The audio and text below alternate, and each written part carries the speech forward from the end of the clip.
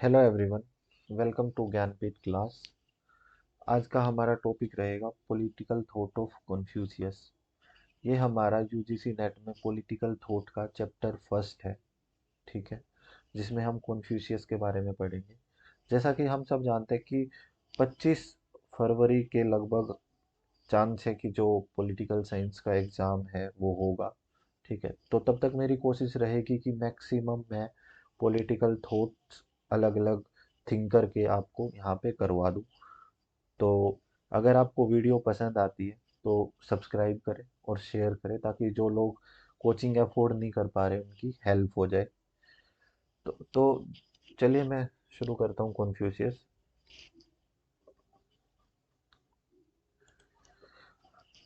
तो जो कॉन्फ्यूशियस है हमारा, ये हमारा पहली बात तो ये वेस्टर्न थिंकर नहीं है। ठीक है, कई ऐसे पॉलिटिकल थिंकर हैं हमारे जिनको हम वेस्टर्न पॉलिटिकल थिंकर में पढ़ रहे हैं। ठीक है, लेकिन वो वेस्टर्न पॉलिटिकल थिंकर नहीं है। कॉन्फ्यूशियस है जो हमारे, वो बिलोंग करते हैं किससे, चाइना से। और कॉन्फ्यूशियस के अलावा दो और थिंकर है। एक तो हमारे फ्रेंच फैनन और एक माओ जोदांग। ठीक है, ये भी हमारे नॉन वेस्टर्न पॉलिटिकल थिंकर है। तो पहले क्या था, पहले कौन जो यूजीसी था वो जो नॉन वेस्टर्न पॉलिटिकल थिंकर है उस पर ध्यान नहीं देता था। ठीक है, लेकिन अब पिछले एक दो साल से क्या है, यूजीसी ने इन टॉपिक से क्वेश्चन पूछना शुरू कर दिया। जैसे फ्रेंच फैनन की बुक आई हुई थी अब, जो रिसेंटली एग्जाम हुआ था, जो मर्ज्ड एग्जाम था जून का और जून का और 2021 दिसंबर का। वो जो मर्ज्ड एग्जाम था उसमें फ्रेंच फैनन की बुक पूछी गई थी। उसके अलावा उससे पहले कॉन्फ्यूशियस से क्वेश्चन आया था कि कॉन्फ्यूशियस कहाँ से बिलोंग करते थे। ठीक है, तो इस बार चांसेस है कि कॉन्फ्यूशियस के पॉलिटिकल थॉट क्या था उससे क्वेश्चन आ जाए। तो अगर हम रियलिस्टिक होकर बात करें तो जो हमारे कॉन्फ्यूशियस थे, वो कॉन्फ्यूशियस कोई हमारे पॉलिटिकल थिंकर ना हो के एक मोरल थिंकर अगर इनको बोला जाए तो ज़्यादा सही रहेगा। उसका रीज़न क्या है कि जो कॉन्फ्यूशियस थे उनके लगभग जो विचार हैं, लगभग जो उनके थॉट हैं, वो बेस्ड है मोरालिटी। ठीक है, और इन्होंने कोई पर्टिकुलर पॉलिटिकल साइंस या हम बोल सकते हैं पॉलिटिकल थॉट, कोई इनका पर्टिकुलर नहीं है। जैसे अगर हम जब एरिस्टोटल या प्लेटो को तब हम पढ़ते हैं, तब मैकावली को पढ़ते हैं, तो ये अलग अलग कॉन्सेप्ट देते हैं। ठीक है, रूलर कैसा होगा उसके कॉन्सेप्ट देते हैं। लेकिन इनके पॉलिटिकल थॉट में एज सच ऐसा कुछ नहीं है। ये बस एक नोबल लीडर की बात करते हैं। ठीक है, नोबल लीडर की क्या क्वालिटी होगी। उसके अलावा ये बात करते हैं कि एक जो सिटीजन है उसके अंदर कौन से गुण होने चाहिए। ठीक है, तो इन सब चीज़ों की बात करते हैं। तो चलिए इसे देखते हैं। सबसे पहले हम इंट्रोडक्शन देखेंगे। जो कॉन्फ्यूशियस है उनको कुंफू भी बोला जाता था।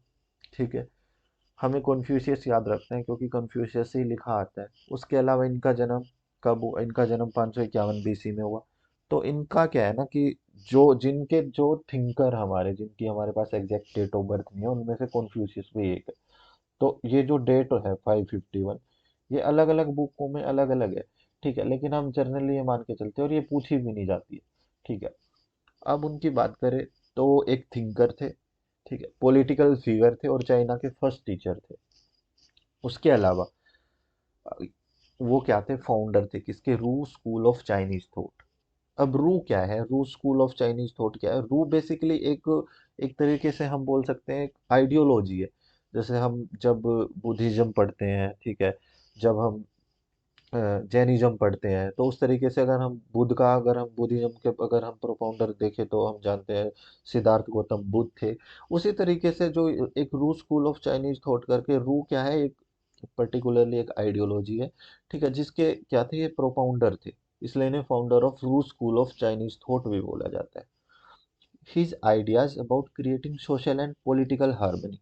अब हार्मनी क्या होता है, हार्मनी होता है कोऑर्डिनेशन। ठीक है, जो ये हार्मनी है इसका मतलब होता है कोऑर्डिनेशन। कोऑर्डिनेशन मतलब एक दूसरे से मिल बांट के सामंजस्य स्थापित करना। ठीक है, तो ये मानते थे कि अब उनके आइडिया में आता है कि जो मोरालिटी है, ठीक है, मोरालिटी ही गुड गवर्नेंस का पार्ट हो गई। मतलब या हम बोल सकते हैं जो गुड गवर्नेंस है वो मोरालिटी का पार्ट हो गई। गुड गवर्नेंस मतलब जो शासन है वो अच्छे तरीके से किया जाए। वो एथिक्स और मोरालिटी पर बेस हो, ऐसा शासन। तो इनका मानना था, जो इनका आइडिया था कि अगर हम मोरालिटी के साथ अब सब कुछ, अगर हम मोरालिटी के अंडर करेंगे, अगर हम रूल भी मोरालिटी के अंडर करेंगे, तो क्या होगा, सोसाइटी में हार्मनी एस्टेब्लाइज हो जाएगी। जब हार्मनी एस्टेब्लाइज हो जाएगी तो चीज़ें क्या है, सही अपने आप हो जाएंगी चीज़ें। जो वो जो भी कॉन्फ्लिक्ट्स होते रहते हैं किसी भी स्टेट में, उनका जो सॉल्यूशन है वो है मोरालिटी। ठीक है। तो good governance, proper human relation and individual moral development से the Chinese thought and philosophy for many years. ठीक है। तो उनका जो एक इम्पोर्टेंट रोल था, उनका एक एज ए एक टीचर इम्पोर्टेंट रोल रहा, जो चाइना में जो लोगों को बताते थे कि ह्यूमन रिलेशन को अगर हम ईमानदारी से निभाए, अगर हम जो अपने संबंधन को ढंग से निभाए, अगर जो गवर्नेंस है वो गुड हो, ठीक है, और एक जो इंडिविजुअल है अगर उसमें अपने आप में मोरल डेवलपमेंट हो जाए, तो क्या है, जो चीज़ें हैं वो बन सकती हैं, चीज़ें सही हो सकती हैं। ठीक है। तो इस तरीके की बात करते थे और ये काफ़ी सालों तक चर्चित रही ये सारी चीज़ें। अब हिस्टोरिकल बैकग्राउंड देखते हैं। तो क्या है ना, कोई भी जब किसी भी हम पॉलिटिकल थिंकर को जब हम पढ़ते हैं, तो उसमें जो इम्पोर्टेंट होता है सबसे पहले, वो होता है उसका बेसिक आइडिया। जो इम्पोर्टेंट होता है कि उसका जो बेसिक आइडिया था, जो उसका बेसिक आइडिया था वो क्या था, बेसिक आइडिया, जो बेसिक आइडिया था वो क्या था। बेसिक आइडिया का मतलब है जो किसी, जैसे अलग अलग पॉलिटिकल थिंकर है, सबका एक क्या है, बेसिक आइडिया। फॉर एग्जांपल अगर मैं कॉन्फ्यूशियस की बात करूँ, तो इनका जो बेसिक आइडिया था वो था मोरालिटी। ठीक है।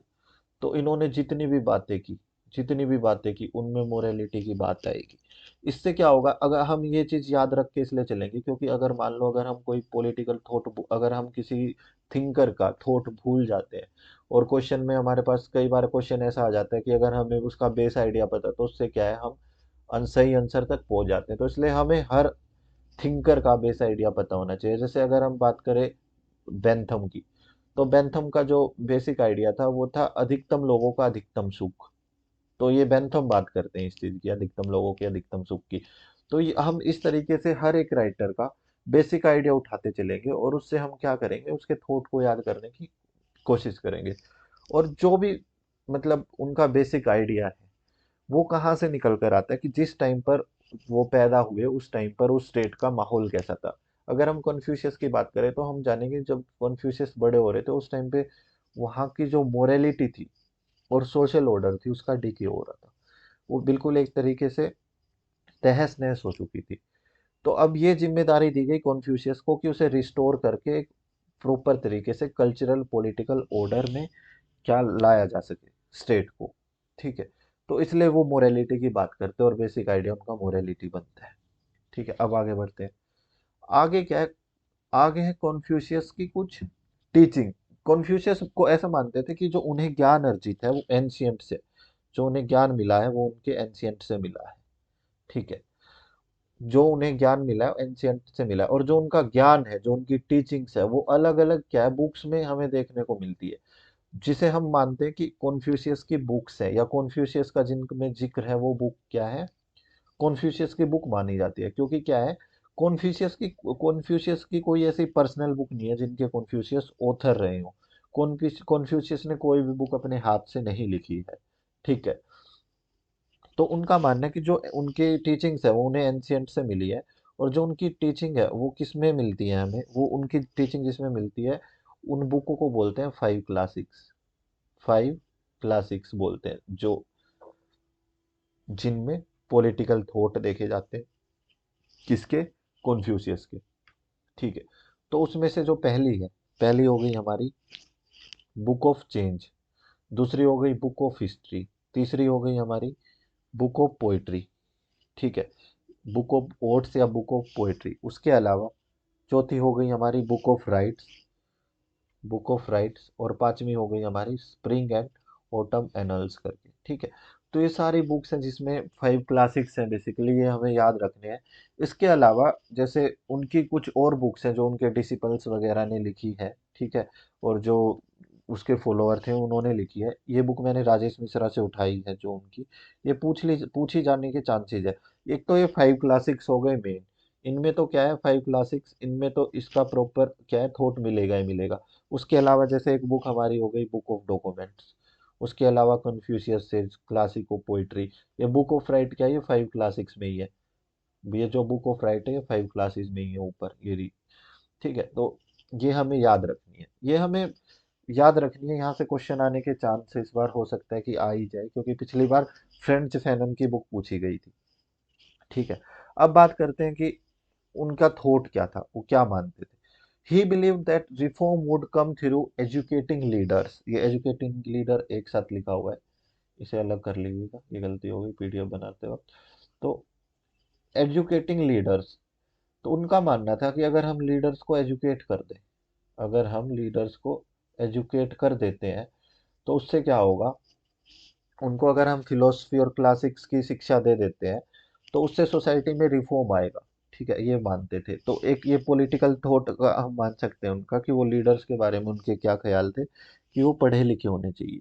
ठीक है, वो एजुकेटिंग होने चाहिए। तो ये हमारा पहला इंपॉर्टेंट पॉइंट निकल कर आता है, जो उन्होंने मोरालिटी से हट के बोला है कि वो एजुकेटेड होने चाहिए। ठीक है, उसके अलावा अब उनके जो एजुकेशन थे उस पर क्या व्यूज थे। According to Confucius anyone and everyone should be educated.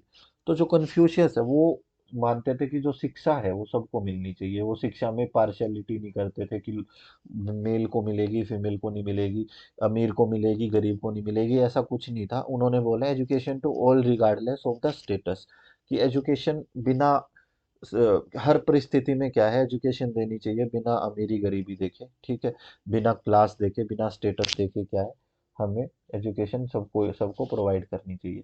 और वो क्या मानते थे कि जो एजुकेशन है वो क्या होनी चाहिए, एजुकेशन फॉर्मल तो होनी ही चाहिए। जो एजुकेशन है वो फॉर्मल तो हो, फॉर्मल एजुकेशन के साथ साथ स्टूडेंट को एक दूसरे के साथ प्यार प्रेम से रहना। ठीक है, एक दूसरे के साथ क्या है, एक दूसरे की जो काम है उसको अप्रिसिएट करना।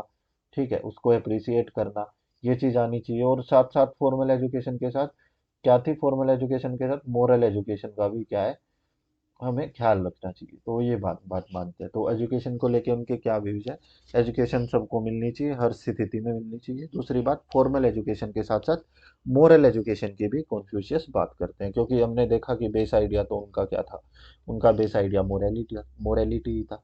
अब क्वेश्चन आ सकता है 5 वर्च्यूज से, ये इंपॉर्टेंट बनता है। ठीक है, कि जो उनके 5 वर्च्यूज है जो वो बताते हैं कि किसी भी सोसाइटी के अगर हर सिटीजन में ये 5 वर्च्यूज होंगे, ये 5 वर्च्यूज होंगे तो क्या होगा।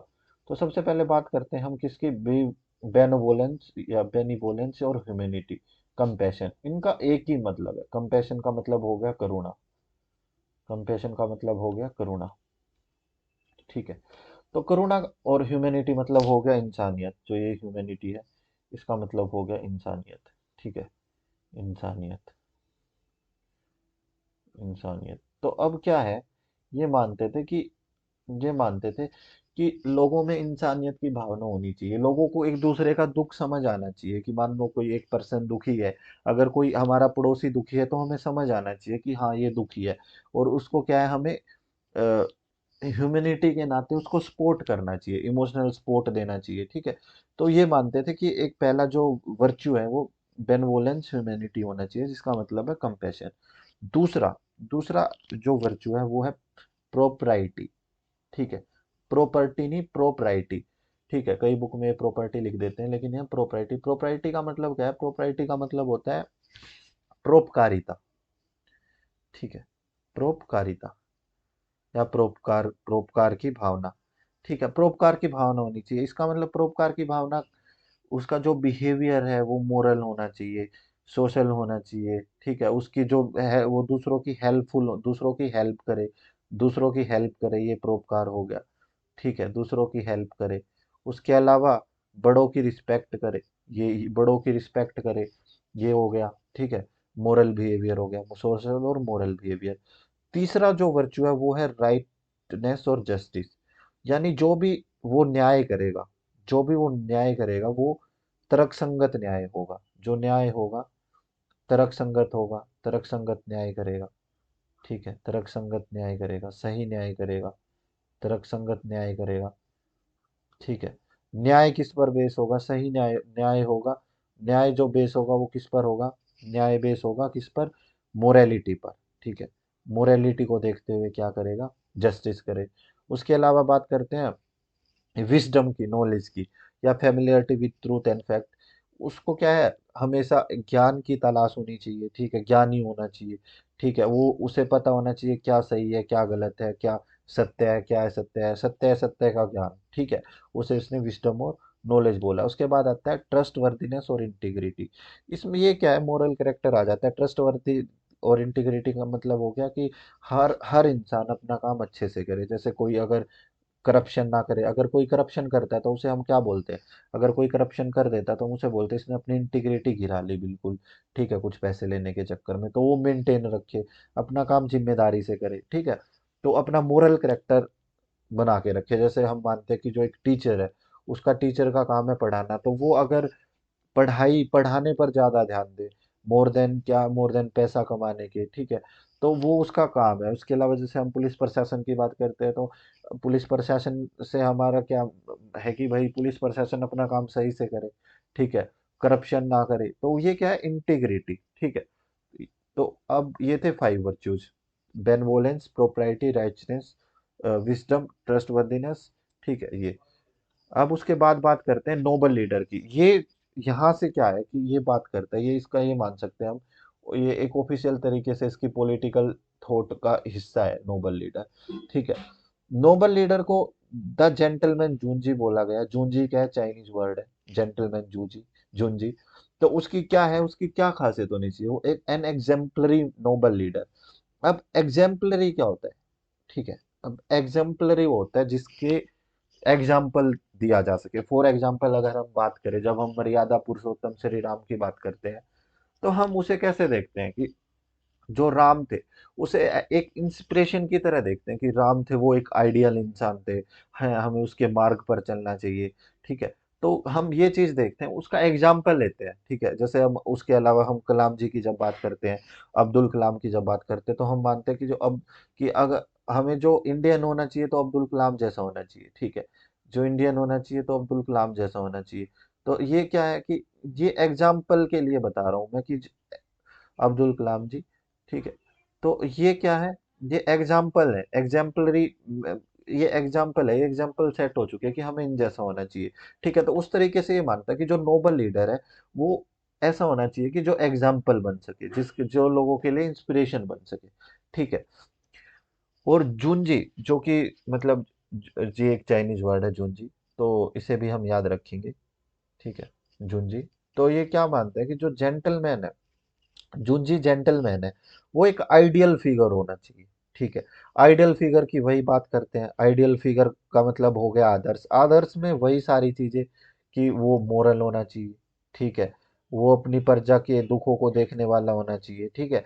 तो ये सारी चीज जो एक मोरल में वो मतलब न्याय करे, न्याय करे प्रॉपर तरीके से, ठीक है, न्याय करे, उसके प्रजा का ख्याल रखे, ठीक है। ये सारी चीज क्या है, ये सारी चीज है जो एक नोबल लीडर में होनी चाहिए, ठीक है। उसके अलावा कॉन्फ्यूशियस मानते हैं कि gentleman understand the working of the relationships, ठीक है, gentleman understands the working of the relationships, ठीक है। अब रिलेशनशिप्स क्या है, रिलेशनशिप्स का मतलब हो गया जैसे राजा और प्रजा का रिलेशन है, ठीक है, राजा और प्रजा का रिलेशन है। तो राजा और प्रजा का रिलेशन क्या है, राजा को समझ आना चाहिए, प्रजा को भी समझ आना चाहिए।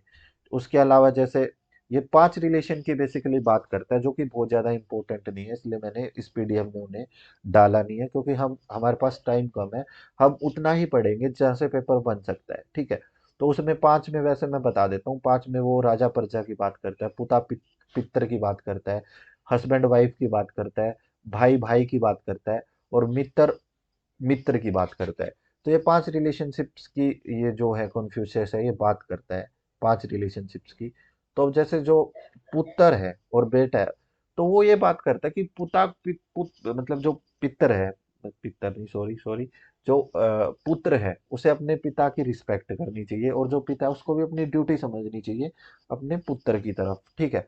उसके अलावा इस तरीके से सभी क्या है, जो जेंटलमैन होगा, जो भी जेंटलमैन जूनजी की जिसकी बात कर रहा है, या नोबल लीडर की जो बात कर रहा है, वो हर रिलेशन को समझेगा, ठीक है, ये बात करते हैं। उसके अलावा प्रॉपर रिचुअल्स को फॉलो करेगा, ठीक है, प्रॉपर रिचुअल्स का मतलब हो गया जो भी ट्रेडिशंस है, जिसके हिसाब से काम होता है, कार्यवाही होती है, उन सारी चीज़ों को क्या होगा, ये जो जेंटलमैन जुंजी होगा फॉलो करेगा। ठीक है, सारे रिचुअल्स को फॉलो करेगा। ठीक है, उसके अलावा धर्म का पालन करेगा, जो भी धर्म है धर्म पालन करेगा। तो ये सारे किस में आते हैं, रिचुअल्स में आते हैं, धर्म पालन करेगा। ठीक है, he is the man who promotes the way of living which is appropriate to a well ordered society through both personal example and service of the government. ठीक है, तो जैसे अगर हम बात करते हैं तो वो क्या बात करता है, जो कन्फ्यूशियस है वो क्या बोलता है कि एक जो भी नोबल होगा, जो नोबल लीडर होगा, जो जेंटलमैन जुंजी होगा, वो क्या है, पर्सनल एग्जाम्पल भी बनेगा लोगों के लिए। ठीक है, और सर्विस भी अच्छी देगा, मतलब सर्विस भी इतनी अच्छी देगा कि लोग उसके क्या होंगे, लोग उसकी तारीफ करेंगे, गुण गाएंगे लोग। ठीक है, और उसी तरीके से वो क्या है, सोसाइटी को चलाएगा, सोसाइटी पर रूल करेगा। He is cultured and not how to act and speak. How to and act and speak का मतलब क्या है कि किस तरह से बोलना है, क्या बोलना है। ठीक है, किस मैटर को किस तरह से सोल्व करना है, उसे इस चीज की समझ होगी। उसके अलावा वो Junji is not a commander or a ruler, but rather a moral person who leads his character and conduct good government, rule of virtue। तो ये सबसे इम्पोर्टेंट है हमारे लिए अभी तक जो भी हमने पढ़ा। कन्फ्यूशियस किस में बिलीव करते हैं, कन्फ्यूशियस बिलीव करते हैं रूल ऑफ वर्च्यू में। ठीक है, उसके अलावा ये बोल रहे हैं कि जूंजी होगा, जो जेंटलमैन होगा, वो एक कमांडर की तरह नहीं काम करेगा। ठीक है, या एक रूलर की तरह काम नहीं करेगा, वो रूल एक मोरल पर्सन की तरह काम करेगा, एक मोरल पर्सन की तरह। ठीक है, who Leeds his character and conduct good government. ठीक है, वो रूल तो करेगा, रूल तो वो ऑब्वियसली करेगा, लेकिन वो उसमें ना रूलर वाला वो नहीं होगा। जैसे रूलर क्या होते हैं, थोड़े क्रूअल भी हो जाते हैं समटाइम्स। ठीक है, थोड़ा पॉलिटिकली ही चलते हैं, मोरालिटी को भूल जाते हैं। ठीक है, तो वो सारी चीजें नहीं होंगी। तो इसलिए क्या है कि जो रूलर होगा ना, वो किस पे ध्यान देगा, वो मोरालिटी पे ज्यादा ध्यान देगा। वो एक सही इंसान होगा, मोरल पर्सन होगा, है ना। जैसे हम बोलते हैं ना, अपनी भाषा में बोलते हैं यार इंसान बड़ा सही था, तो वो वाला सही इंसान होगा, मोरल पर्सन होगा वो। ठीक है, अब उसके बाद आ जाते हैं हम, Confucius gave a moral idea of government. ठीक है, ये मोरल आइडिया है, आइडिया लिख दिया। मोरल आइडिया ऑफ गवर्नमेंट, जो जो भी है कॉन्फ्यूशियस है, वो एक मोरल गवर्नमेंट की बात करता है। मोरल गवर्नमेंट क्या होगी, ह्यूमैनिटी पर बेस होगी, वर्च्यू से गाइडेड होगी, जो अभी हमने वर्च्यू पढ़े थे 5।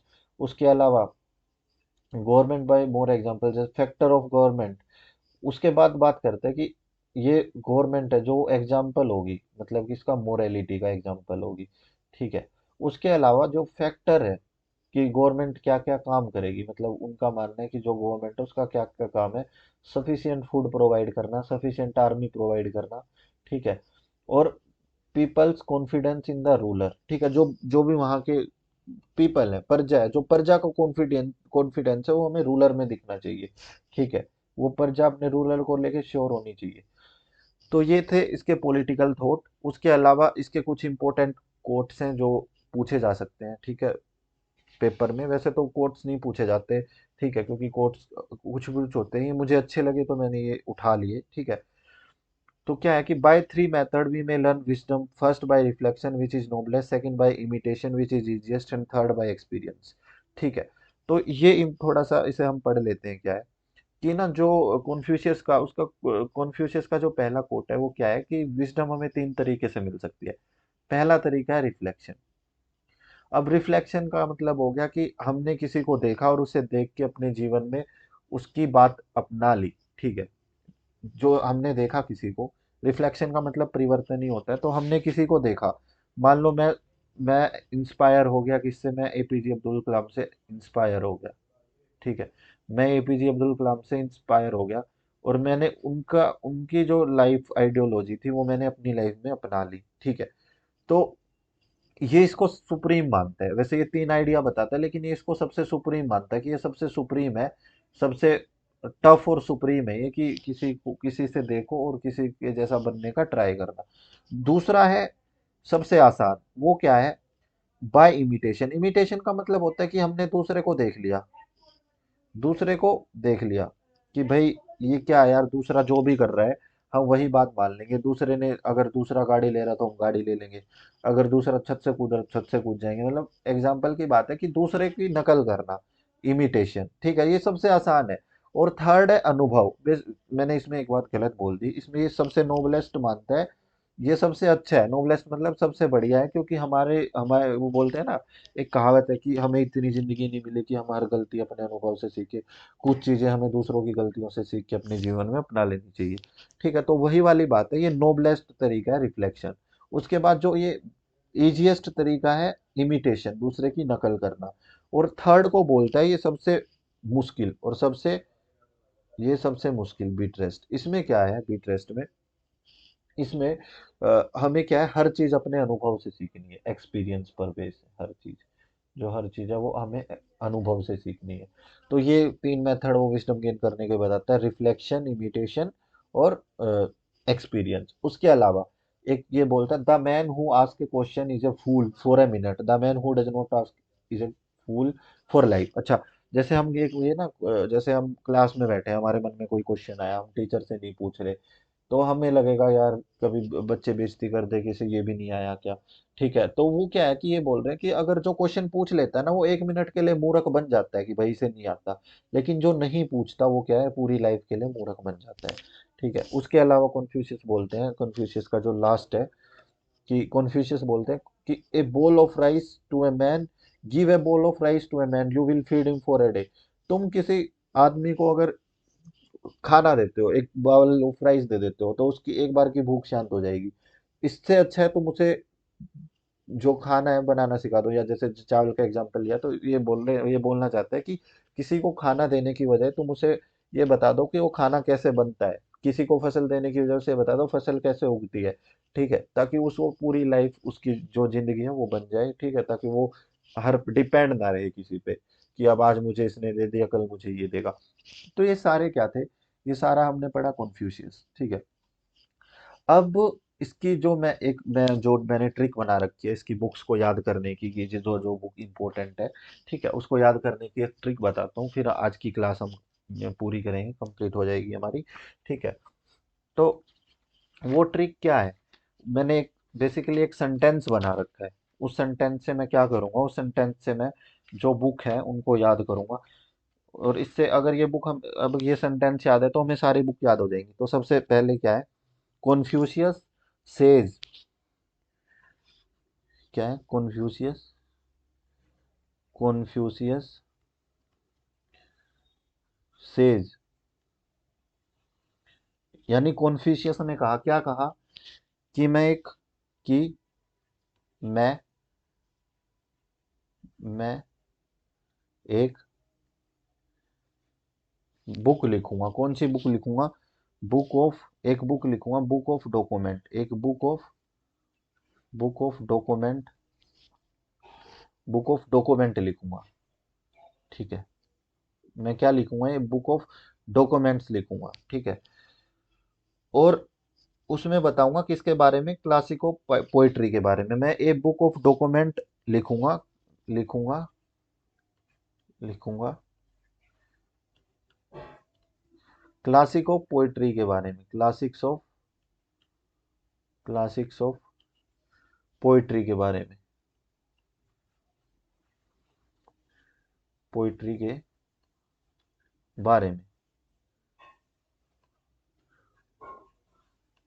और जो उसके राइट्स हैं, जो बुक ऑफ राइट्स है, वो अपने पास रखूंगा, बुक ऑफ राइट्स।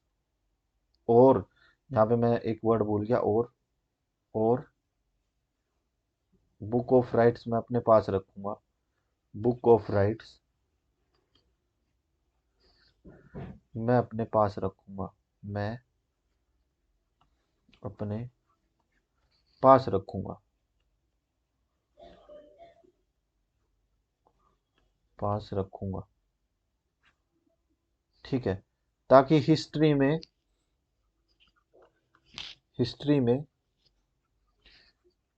कोई चेंज ना हो, हिस्ट्री में कोई चेंज ना हो,